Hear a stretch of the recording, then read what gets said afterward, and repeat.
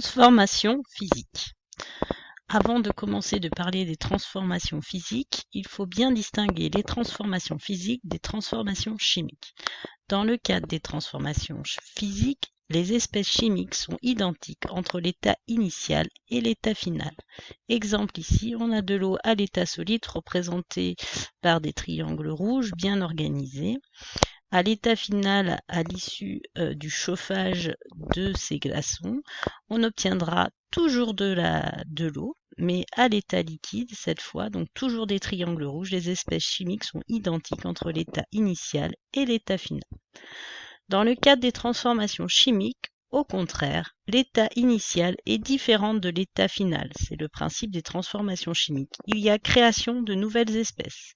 Exemple, le réactif A en vert va réagir avec le réactif B en rose pour former une nouvelle espèce chimique, le produit C, représenté en violet ici.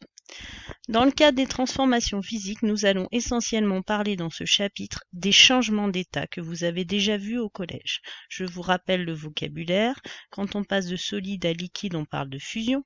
Quand on parle de liquide à gaz, on parle de vaporisation. Quand on parle de solide à gaz, on parle de sublimation.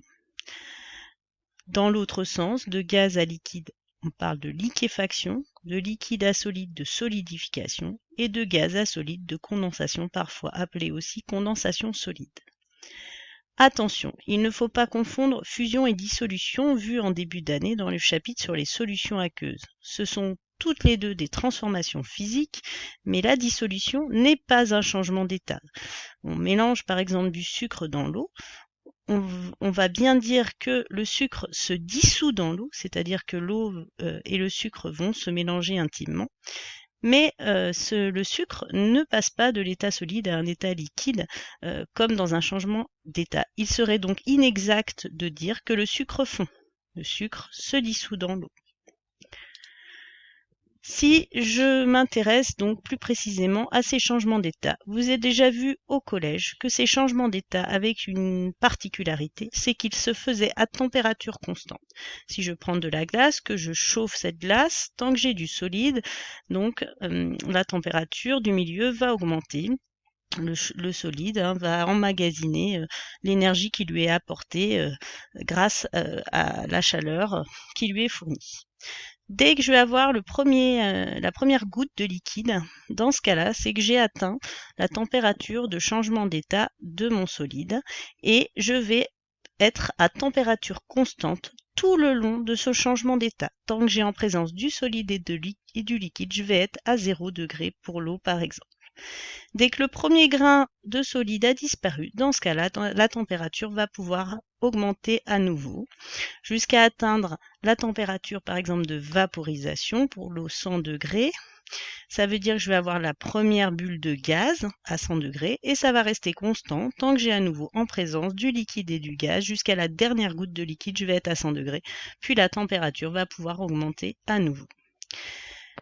J'en profite du coup pour vous faire constater que dans le cadre de la fusion, de la vaporisation, et c'est valable aussi pour la sublimation, tous les changements d'état notés en bleu, ils vont être possibles que si on leur apporte de la chaleur, c'est-à-dire qu'ils absorbent de l'énergie, ils vont gagner, l'espèce chimique va gagner de l'énergie pour pouvoir faire ce changement d'état, que les entités chimiques puissent détruire les interactions entre elles et du coup être moins bien organisées au fur et à mesure que la température augmente.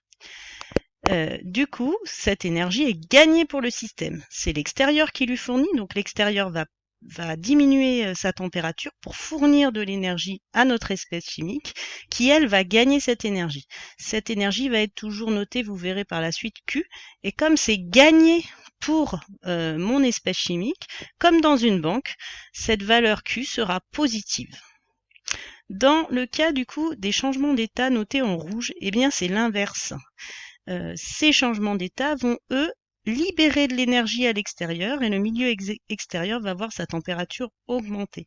Ça veut dire que le système, lui, l'espèce chimique qui est soumise à ce changement d'état, lui, va perdre de l'énergie. Et s'il en perd, c'est comme dans une banque, à nouveau, cette énergie que je vais noter Q, cette fois, sera négative. Vous verrez ça par la suite dans la deuxième vidéo qui va vous être proposée. Rappelez-vous en tout cas bien cette analogie avec une banque, c'est très important pour vous aider à savoir si on a un signe positif ou négatif. Dernière chose dans ces changements d'état, c'est comment on va écrire du coup l'équation de ces changements d'état. Eh bien, on va garder le formalisme qu'on a utilisé déjà dans les transformations chimiques, c'est-à-dire qu'on va mettre à gauche l'espèce chimique qu'on a à l'état initial. On va bien préciser entre parenthèses son état physique parce que c'est lui qui va changer lors de ce changement d'état. Ensuite, je vais mettre une flèche. Et je vais mettre donc à nouveau la même espèce chimique puisqu'elle ne change pas entre l'état initial et l'état final. Et par contre, je vais indiquer entre parenthèses l'état physique qui va changer. Donc par exemple, la fusion qui permet de passer de l'état solide à l'état liquide va être notée pour l'eau de la façon suivante.